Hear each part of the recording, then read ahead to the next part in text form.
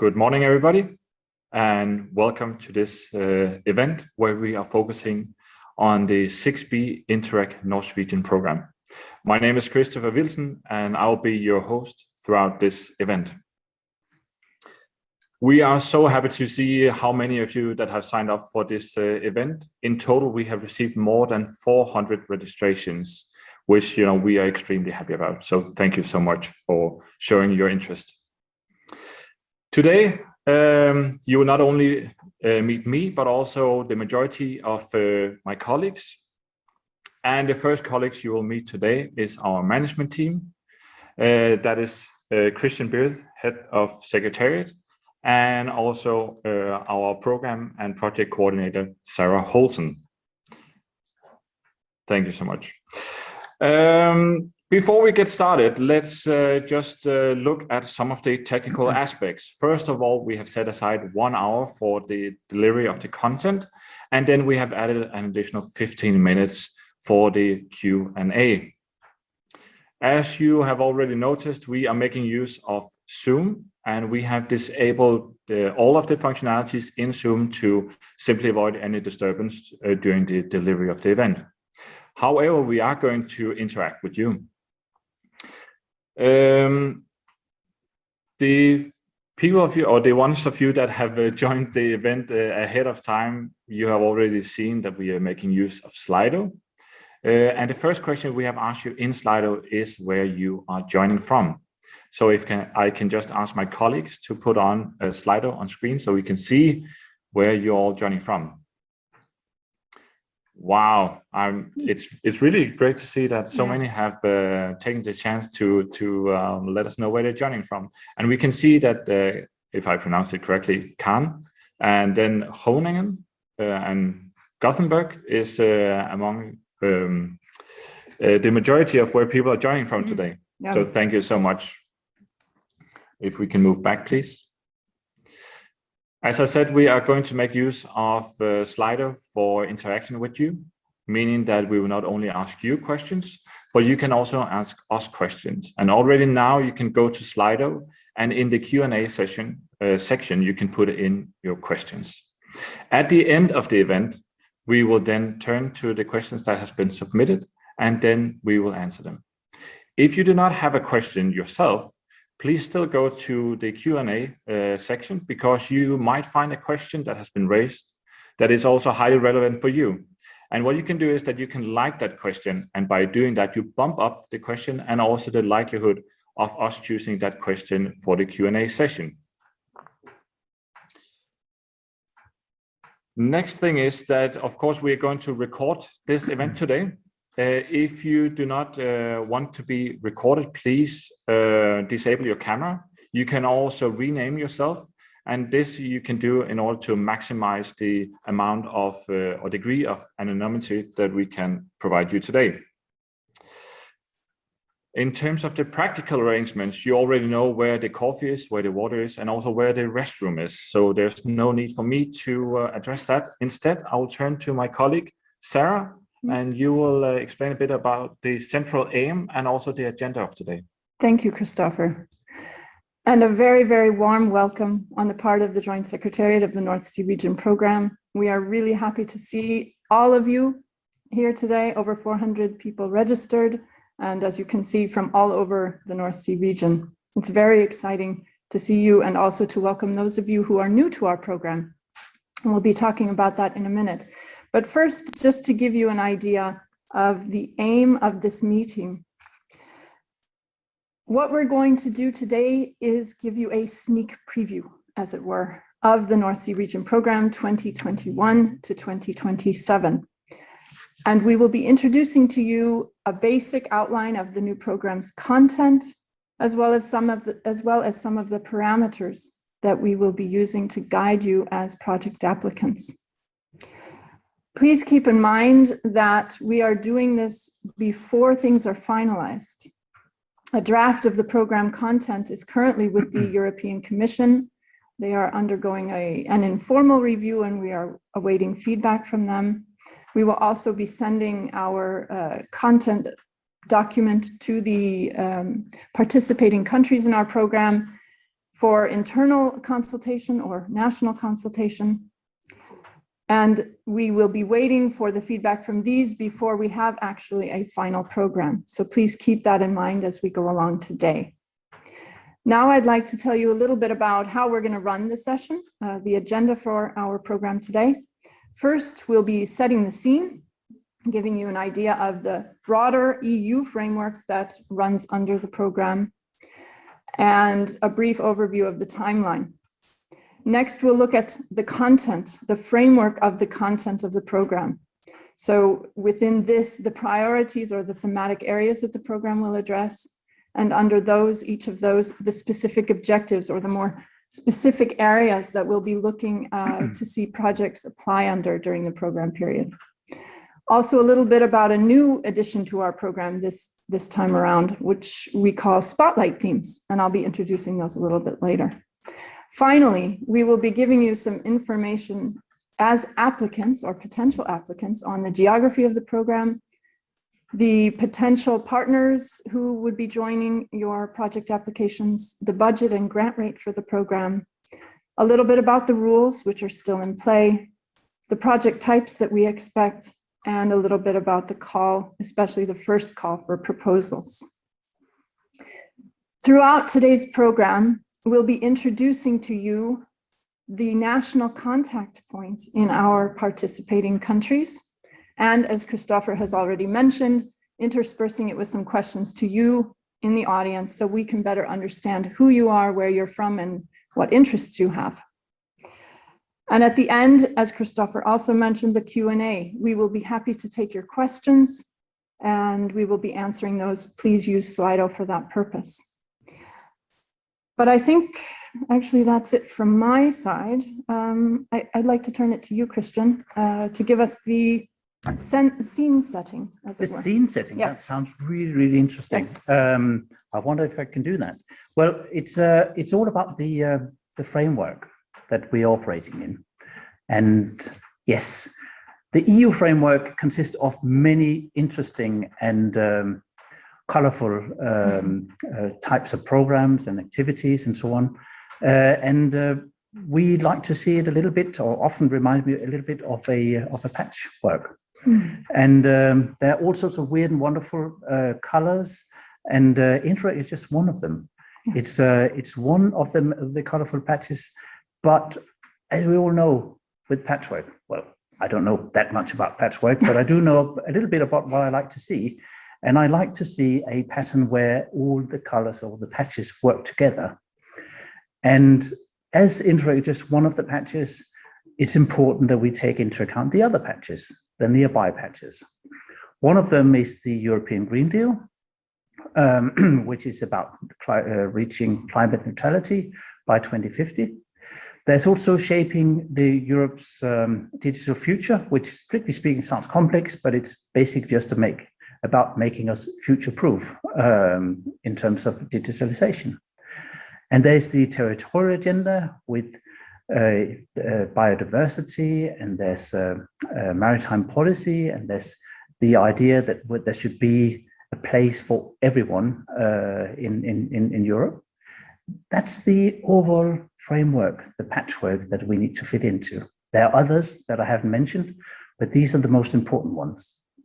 Now, in terms of having set the scene where we are, what about time-wise?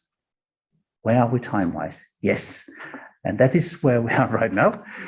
We have got the Interact program. Yes, we have. Yes, we do. Absolutely. True, yeah. Yep. We do have an Interact program in place, but you know, the stakeholders, the important ones, the countries, they just need to have another look at it, and so does the Commission. So at the moment, what's happened is, as Sarah was saying, we've sent it to the Commission for informal consultation, and then we are going to send it this week to all the national authorities for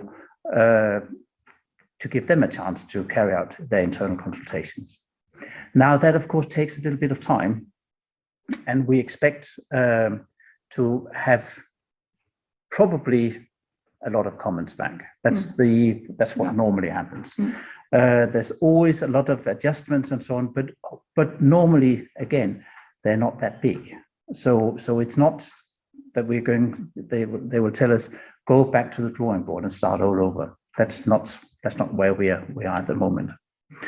But anyway, we will get all these comments back and then, shall we say, rejig the program so it takes into account all the, or at least many of the comments. Mm-hmm. And then the idea is to submit it to the Commission for their formal consultation in November, which is, by the way, also when we have our North Sea conference, but that's another story. When the Commission gets it, and I expect that we'll get our program together with a lot of other programs. Hopefully they won't have time to go into too much detail with all of us, but just let us through. We can't know if that's the case, no, but we'll be great. Yeah, it would be great. It wouldn't be. Yeah. At some point, they will send us a long list. And I've been through this a number of times before. So yes, it is a long list. Many different questions that they want us to reply to and make small, sometimes a little bit bigger adjustments. But the end game is that we will have something approved, and we expect to have a new program approved in the beginning of 2022. If that works out, and we expect that to happen, then we will be ready to have our first projects approved by May next year. So that's good. It's good to have a time plan. Yes. The time plan may be in need of adjustments, but we are fairly sure that this is going to be a shall we say, a workable time frame that we will be having. So what do we then do in the time until then? Now, we've started the soft launch today. We are going to do this seminar. We are going to be doing a number of other seminars, all with a view to get you ready, both to be interested in the program, but also once you're interested, how do you then do your applications? What do you need to take into account? What kind of things do you need to have ready so that we can have a relatively short but sweet formal launch of the program. And well, then I'm sure we'll get a lot of interesting applications, and we are sure that many of you who look at us today will be part of those applications, and we're very much looking forward to be working with you. Absolutely. I'm sure they're nice people out there. Oh yeah, I'm certain they're normally quite You could nice. See that from the word cloud. That's true. Yeah. That's true. Yeah, absolutely. It had this generic and very sort of organic form. Exactly. Yeah. Exactly. Friendly. We like that. Yes. Yes. So, Thank what you, about Christian. you? Have you got something more to tell us? I have even more to tell our audience. Yes, absolutely. Yeah. And this part of the program is about the content, the main framework under which you will be applying in the North Sea Region program. The framework consists of what we call priorities. There are 4 main priorities in our program. These are thematic areas of interest and importance to the North Sea region. And as you can see here, they are robust and smart economies, a green transition, climate resilience, and better governance. Within each of these priorities, we have a bit of a breakdown that goes a little bit deeper into the themes. And those are what we call our specific objectives. So now I will give you a brief run through of what those specific objectives are in the program. And we'll start with priority 1. Priority 1, which we call robust and smart economies in the North Sea region, has 2 specific objectives under it. 1.1 is enhancing research and innovation capacities and the uptake of advanced technologies. Specific objective 1.2 under priority 1 is developing skills for smart specialization, industrial transition, and entrepreneurship. In priority 2, we have 3 specific objectives. Priority 2 is a green transition in the North Sea region. And under this, we want to see projects that address 2.1 or promoting energy efficiency measures, projects that address promoting the transition to a circular economy, specific objective 2.2, and/or promoting sustainable multimodal urban mobility, specific objective 2.3. In priority 3, a climate resilient North Sea region, we have 2 specific objectives. The first, 3.1, is on promoting climate change adaptation, risk prevention, and disaster resilience. Under specific objective 3.2, we have enhancing biodiversity, green infrastructure in the urban environment, and reducing pollution. And finally, in our 4th priority, and this is new to our program, so this is going to be a bit of an experiment for the North Sea Region program in the new period, better governance. And there is only one specific objective in this priority, which is better cooperation governance. We will be going into each of these specific objectives in more detail. Our colleagues will be introducing those, but before we get to that, I'd like to hand it back over to Christopher. I think we're going to hear another question. Thank you so much, Sarah. We're not going to have a question. What I would like to do now is to start, if I can get the camera, thanks. What I'll do now, I would like to start with the introduction of our national contact points.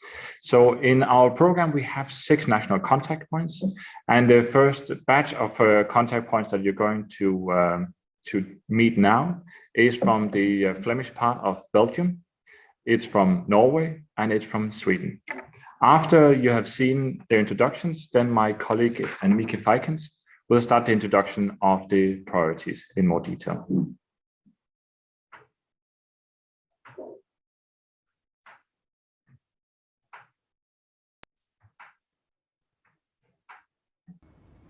Hello everybody, my name is Sandra van de Wiele and I work for the Agency for Innovation and Entrepreneurship, which you can see behind me. I'm the Belgian National Contact Point.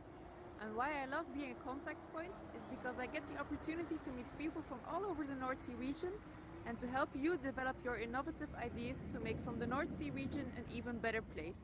So let's get on the road together. Hi from Gothenburg, my name is Robin Stenström. I'm the National Contact Point from Sweden.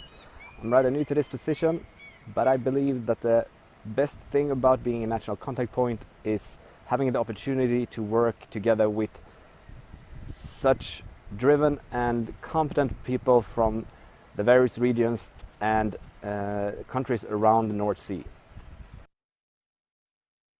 Hello, my name is Kate Clark and I'm the National Contact Point for Norway. I work for Vestland fylkeskommune. The best part about being a contact point for me is meeting all of you and hearing all about your exciting project ideas.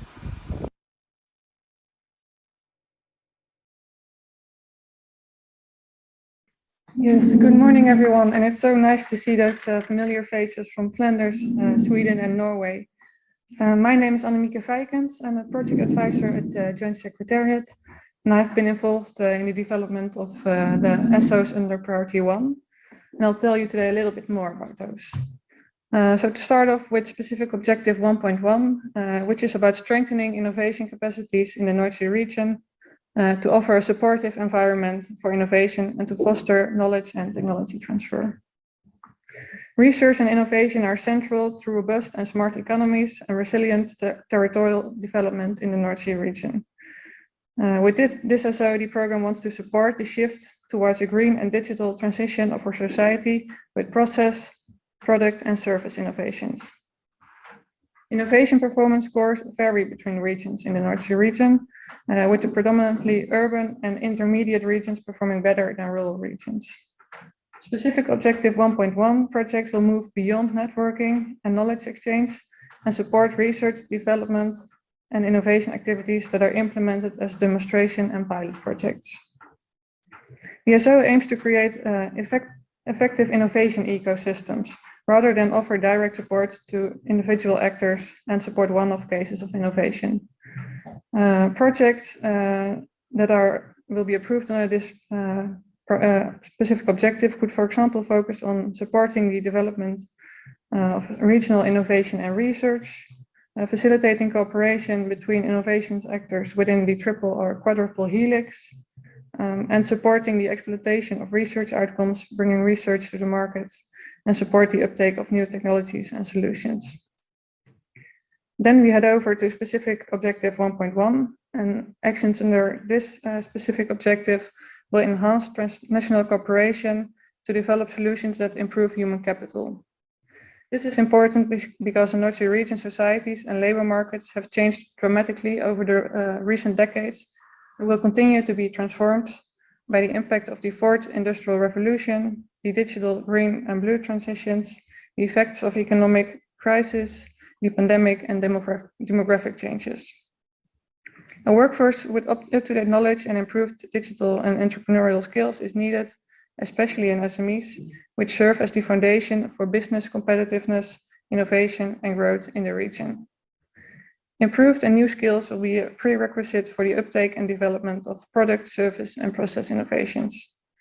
This will ultimately also result in the creation of new and more productive jobs.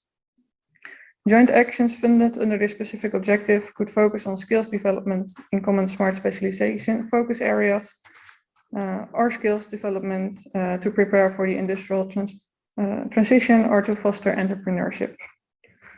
While it is expected that many actions focus on smart specialization focus areas, actions may also target other thematic fields. As examples, projects could, for example, focus on identifying and overcoming skills gaps in a specific sector to support the development and uptake of new innovative products and processes, developing knowledge and skills for improved decision-making, to increase the uptake of new innovations, and to improve entrepreneurial skills to SMEs to support lifelong learning and to help them identify and adopt new sustainable and smart business concepts. With this being said, we head over to Jesper, who knows much more about the SOs under priority 2. Thank you.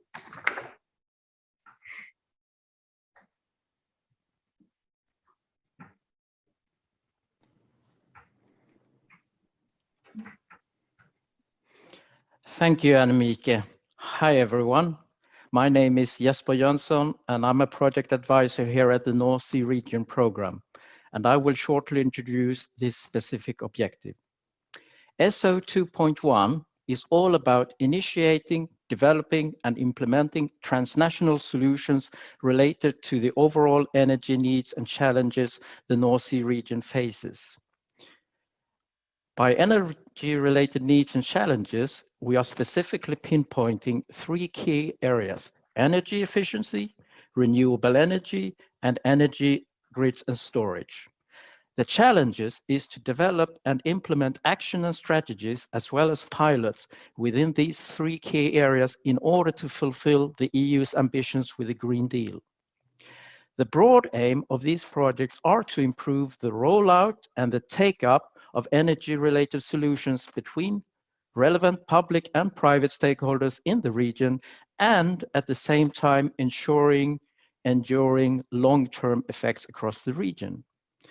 We expect that the projects under SO 2.1 will address needs and challenges related to distribution and use of energy, renewable energy production and usage, energy efficient and refurbished buildings, carbon capture, utilization and storage, just to mention a few areas.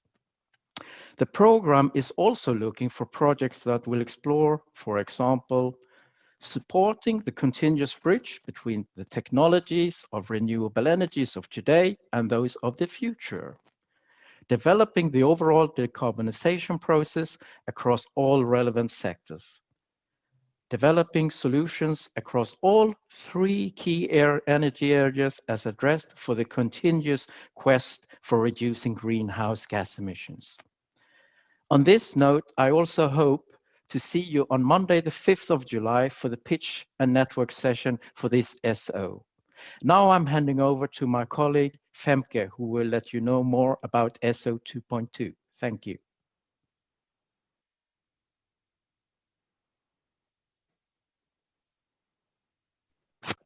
Thank you, Jesper, for that introduction. I will continue with 2.2. 2.2 is about furthering the transition to a circular economy. It targets, for example, SMEs, knowledge institutions, and governments, and it would like to give them the opportunity to develop, test, and improve new circular products and services. Projects are encouraged to aim for scaling up and focusing on the permanent uptake of solutions, products, and services. Projects may target the design aspect of products to last longer, make repair easier, or link design to end of life. The orientation of projects can be to both production, processes, or services, such as production on demand, upgradability, or increasing recycled content in products. When focusing on the end product, actions can take a broad approach to recycling, including product life extension and recovery of secondary materials. Projects may also target waste responsibility or involve waste in general or waste prevention. When thinking about products and services in the circular economy, this can also include the agricultural sector. Besides developing testing and scaling up of solutions, projects can incorporate actions on behavioral change or, for example, develop or improve networks for the sharing economy. If we look at some specific examples, projects can, for example, provide improved production methods for packaging that enhance circularity of the materials used, or they can utilize open data access to encourage the development and accessibility of spare parts. I will now give the floor to Peter, and he will introduce 2.3.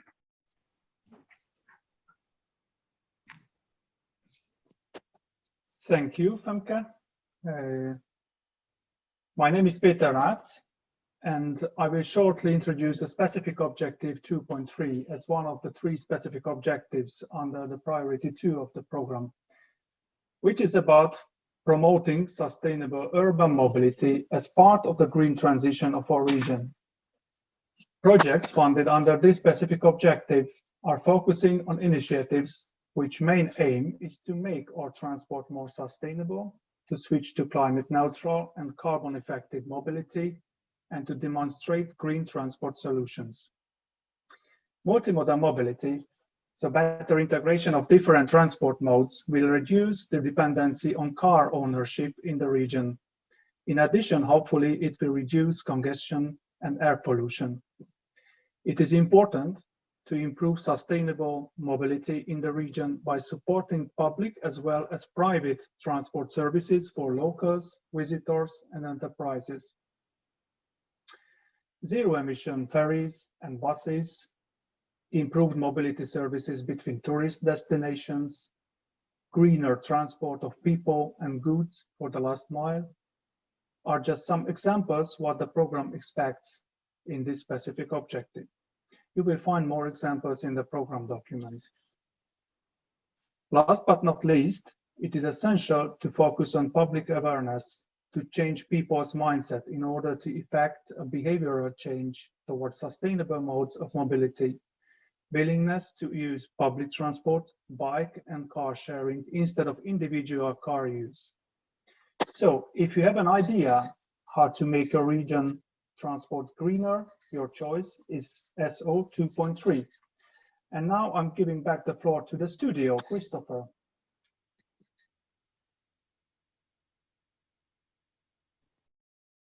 Thank you so much, Peter. Before we move on, I think we should meet another 2 of our national contact points. This time we will meet our colleagues from Germany and from the Netherlands. And when we have seen their introductions, then my colleague Jenny Thompson will continue the introduction. Thank you so much.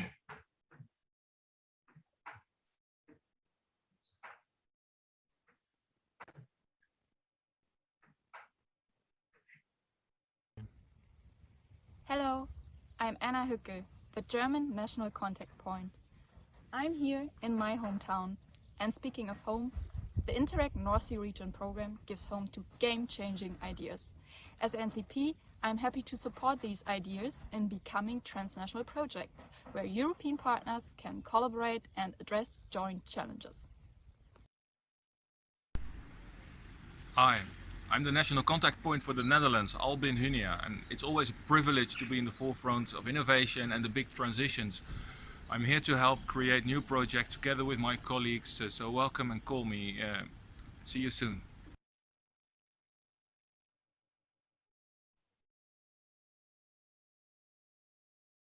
Hello everyone, a warm welcome also from my end. After we have had another introduction of another two of our national contact points, I think it's now on me to introduce myself. I'm Jenny Thompson, also a project advisor at the North Sea Region Program. And I will provide you with an overview now about Priority 3. And I will start out with the specific objective 3.1, which is, for the ones of you that are familiar with the current program, very similar to specific objective 1 under Priority 3 in the 5B program. But let me summarize.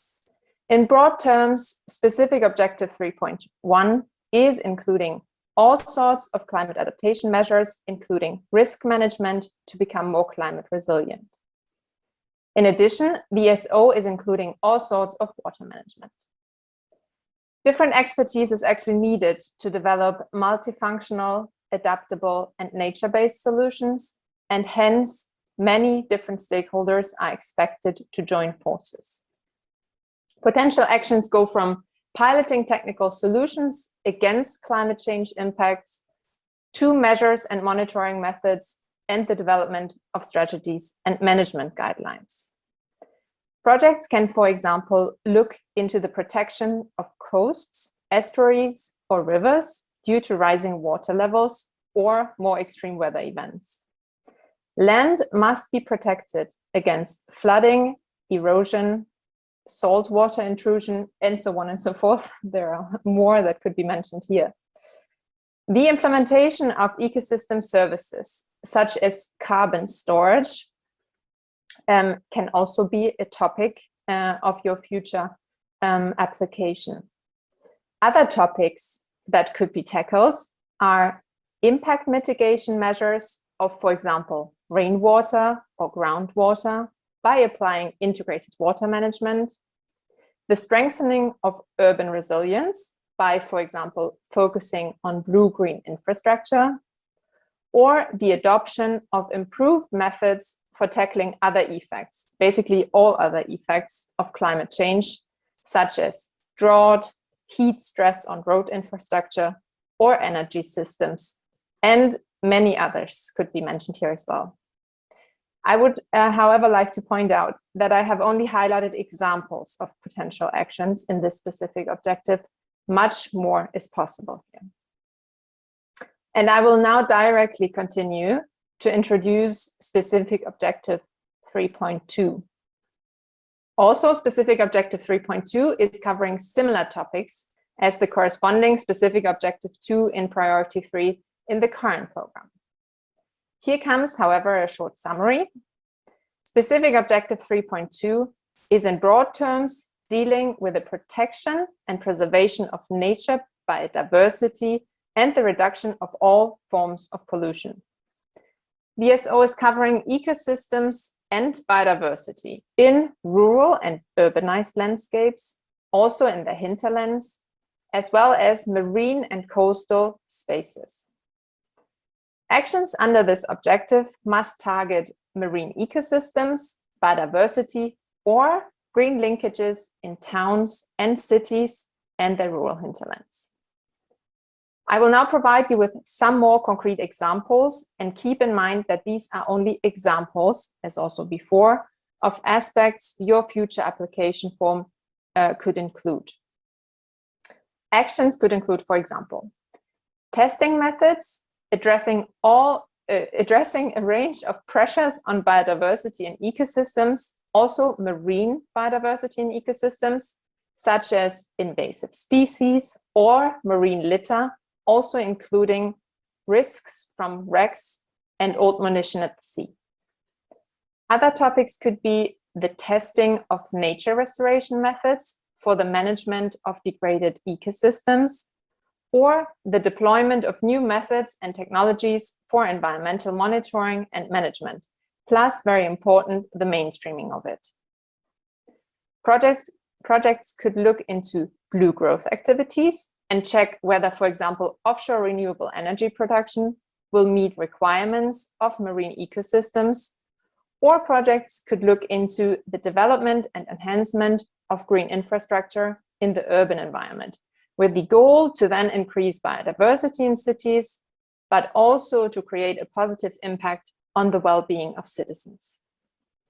And this was it from my end. This was priority 3 in a nutshell, and I will now hand over to my colleague, Sarah. Thank you.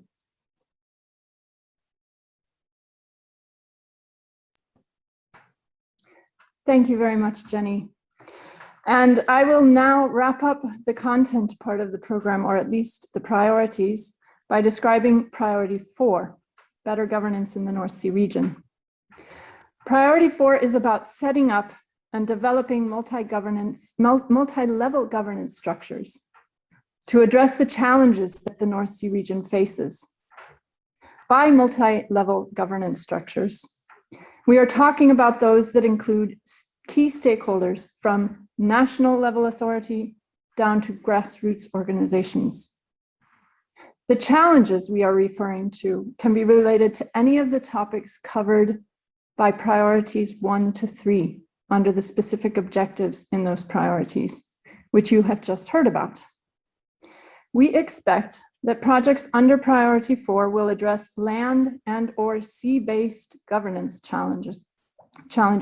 However, of particular interest are those related to the North Sea Basin, integrated territorial development, and urban-rural cooperation. The program is looking for projects that will explore, for example, and I stress that these are just examples at this point, supporting better transnational cooperation between existing and new actors involved in marine and maritime governance, for example, including maritime spatial planning, building institutional capacities for actors on all levels to adapt to territorial needs and challenges. And here I mean, for example, marine protection, digitalization, or social innovation.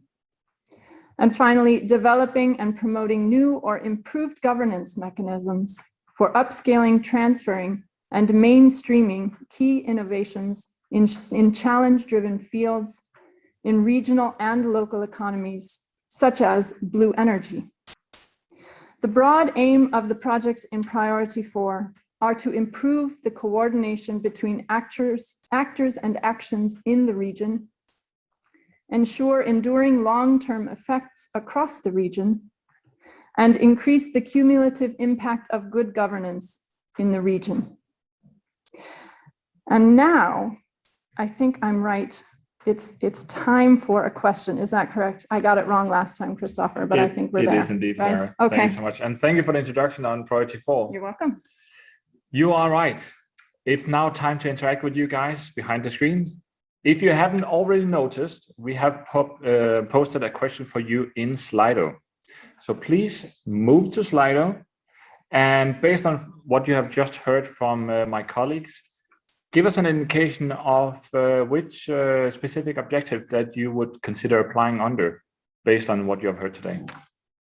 We'll just give it a few seconds, and then we will see the end result. You know, there should be like some music now. Da, da, da, da. You know, that's the end result. I think we let it go to 100. Okay, thank you so much. It clearly looks as the majority of you following us today will be interested in applying under specific objective 2.1, energy efficiency and climate action. And followed by that, it's specific objective 1.1, research and innovation. Thank you so much. So let's move on. We have, I would like to take the opportunity, it has already been mentioned by my colleagues Christian and Sarah, that we have a new member state involved in our program. So please, if we could get the introduction of our French colleagues on screen. Good morning. I'm Anne Wetzel, the Director for European Affairs of the Hauts-de-France region. I'm delighted to have the opportunity to announce that France is officially joining the North Sea Region Programme. The region Hauts-de-France, along with the regions Bretagne and Normandy, have a long-lasting experience in European cooperation at transnational level. We are looking forward to fostering existing partnerships with the Netherlands, Flanders and Germany, and to start collaborating with Denmark, Sweden and Norway. The French national contact point shall be shortly appointed, but please do not hesitate to reach out to the Hauts-de-France region, National Authority for France, and start interacting. Thank you so much.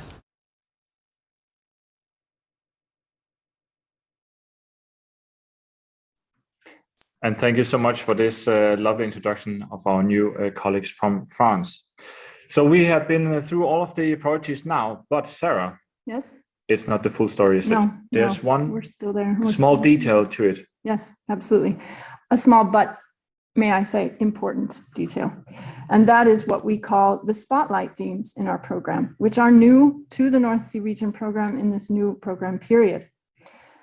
The priorities and specific objectives you have just heard about form the backbone of the program. So projects must apply in one of those specific objectives. But there are also broad topics that are important to the North Sea region, but which could fit under any one of these specific objectives. These are digitalization, rural-urban linkages, and strengths and challenges in the North Sea basin. We encourage you as potential applicants to address one or more of these spotlight themes, as we call them, in your application, but only if it is relevant for the project. It is not a requirement. We will be including them in the application most likely, though this has not been decided 100%, as a tick box exercise whereby you tell us whether one of these themes is relevant to your project, and then we will be monitoring the uptake of the themes throughout the program.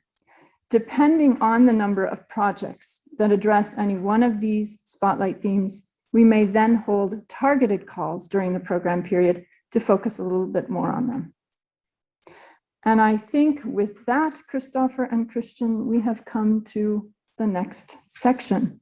And the next section is all of the details that are important and interesting to our applicants. Exactly. So could you kick us off here? We have heard so much now about what we can apply for. And we haven't even got started on that, really. No. But what's equally important is who can actually apply. And that's what we're going to look a little bit at now, if I can have the first slide. Yes. See, there's a geography to be taken into account. And as you can see, with the yellow, dark yellow, the yellow color? Yellow. Yeah. Yellow's good, yeah. The yellow part of the map is basically showing which geographical areas can actually apply under the program. And as you can see, we have Norway, parts of Norway, we have parts of Sweden, we have the entire Denmark, we have parts of Germany, we have all of the Netherlands, we have the Flemish part of Belgium, and we have the 3 new French regions. So it's a really, really, really big area.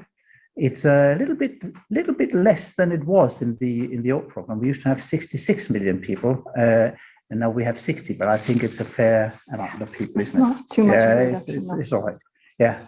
So basically, partners applying for a project under the program will need to be based in this geographical area. And then, but having said that, what kind of applicants are we thinking about? Of course, we don't know who's going to apply, but a fair guess is probably that we will have a lot of public sector organizations.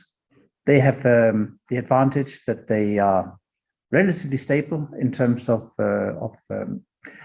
being partners in projects. We've seen a little bit less stability lately than in the past, but in general, It's a good thing. It's good to have people that will be staying for the duration of the project.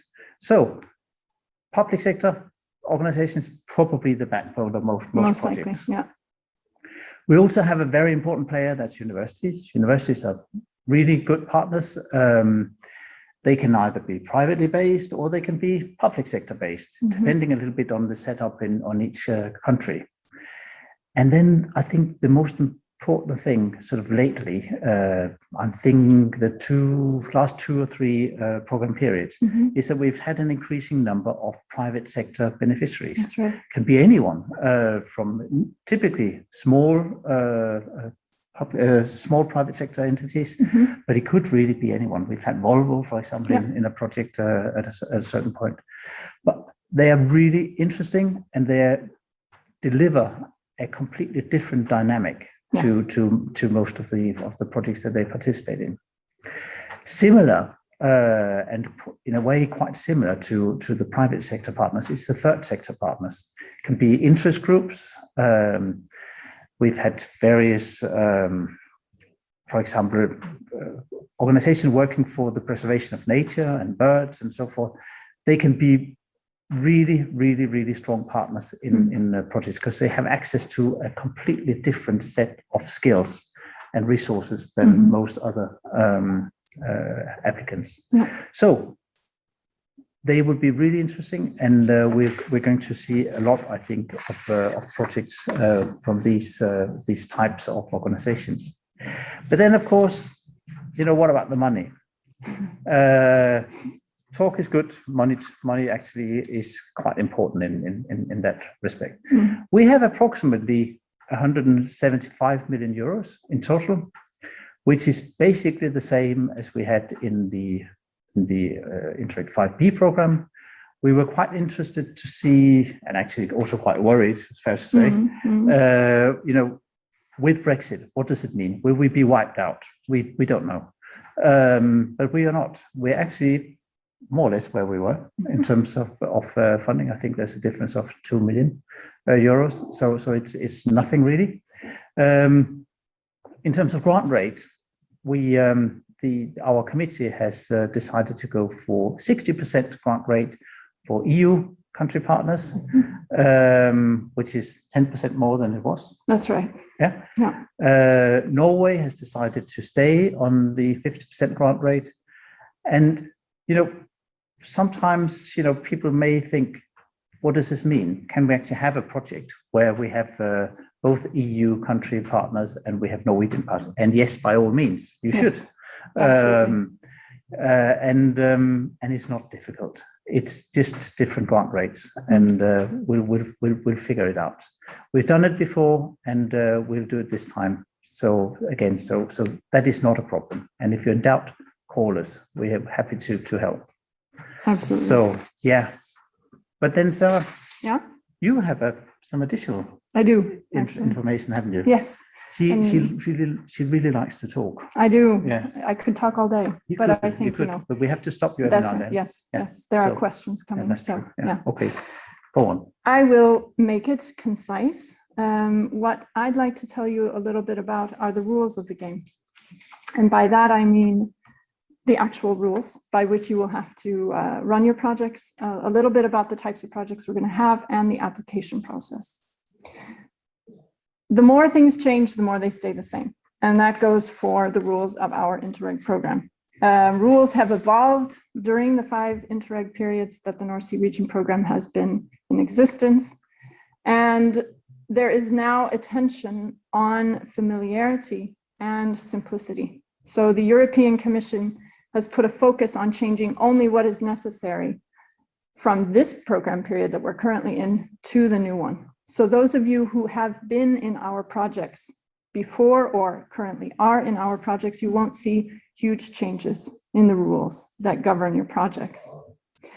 The rules that we have are what we place our rules in what we call our fact sheets. This is our rules package. So the North Sea Region's approach to presenting these to our project community and making it easy to find what is the rule on this, for example, staff costs? What is the rule on the indicators that I must report on, and so forth. Right now, we're working on those fact sheets. They're under development in our joint secretariat, and we will be presenting drafts of those to our task force in the autumn. Next, the types of projects. Up to now, we have generally run what we call regular projects. And by that, I mean, in this program period, an average of about 3 years, an average budget of about 4 million euros, and an average partnership size of 8 to 15 project partners. But for the first time in the new program, we will be offering something that we call small-scale projects. The concept of these small-scale projects has been approved by our task force, but the details are still under discussion. So please stay tuned for more information on this in the autumn, when we have had some more meetings and decisions on these. Finally, our application process. Again, those of you who have been with the program will be familiar with this, but we operate in the North Sea Region program under a two-step application procedure. By that I mean we have a first step, which is a shorter application in which you present your idea, how it is transnational in scope, the partnership, the budget, the wide budget, and a basic idea of the work plan. This is then evaluated by our monitoring committee. And if it is approved, if you are successful, you move to the second step. And with the second step, you give more details on all of these aspects that I have mentioned, a more comprehensive application. However, in the first call for proposals, which I'll get to in a minute on the timeline again, we will allow both of these types. So we will allow both first and second stage applications, allowing some projects to get moving right at the beginning of the program period. However, we anticipate at the moment that this will be the only call where this will be the case. So yeah, I think that was it on the rules of the game. I think it sounds really, really super interesting, but it also sounds very complicated. The application procedure? The whole thing, No. the whole caboodle. No. It's not? It's quite simple, actually. Okay. Yeah. And that's why things like the fact sheets, where we have each topic has one fact sheet, so you can easily find what you're looking for, and we write it for an audience so that they can easily understand the regulations and so forth. I heard something about that the fact sheets are often triggered by something that we can see people have difficulties addressing. Exactly. Is that the case? Yes, absolutely. Okay. Yeah. So we're really trying to be audience friendly, project friendly, so that they can understand. And if they don't understand, they can always contact us, of course. Sounds a little bit scary, but well, that's how it is. It's okay. Yeah. Okay. But do you have something more to say? Yes, actually, I do. Something about I haven't finished. The timeline again, yes. Yeah, that's true. Sorry, we have to return to the timeline, which Christian already addressed in the beginning, but I just want to give you a few more details. So if we start with the soft launch. The soft launch, as Christian said, is, in a sense, it's starting with this event a little bit. Before, of course, we have the feedback from either the Commission or the internal consultations. However, the major part of the soft launch, or the major thrust, will be in the autumn, when we will hold events. Whether those will be webinars or live events or both is not yet decided, but surely we will start with the understanding that webinars is the starting point. And those will be on project development, on the rules of the program, helping build your partnership. Next, we have the rough timeline when we will open what we call our online monitoring system, which is where people can actually go in and start their application. And we are anticipating that that will be sometime around the beginning of November, if things go well, as you said before, Christian. And then actual applications have to be submitted, and there will be a deadline most likely in early 2022. And finally, as Christian has also mentioned, we are hoping that if all goes well, we will be able to have our first monitoring committee meeting in the late spring, end of May, roughly, so that we can get the first projects moving toward implementation. Now, Sarah, you were mentioning this thing with the online monitoring system. Yes. You know, we have bunch of new people in the classroom. Yes. Our new colleagues from France, who may not have been used to this OMS thing. Right. And may have been used to something else. Yes. Will it be a major transition for them to do? I don't think so, Christian. We have heard a lot of good feedback from the people and the projects that are currently in our program.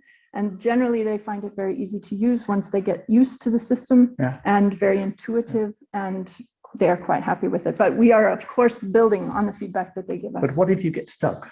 What do you do? Then you call us, as usual. Okay. Yes, we're always Sounds here good. and we're approachable.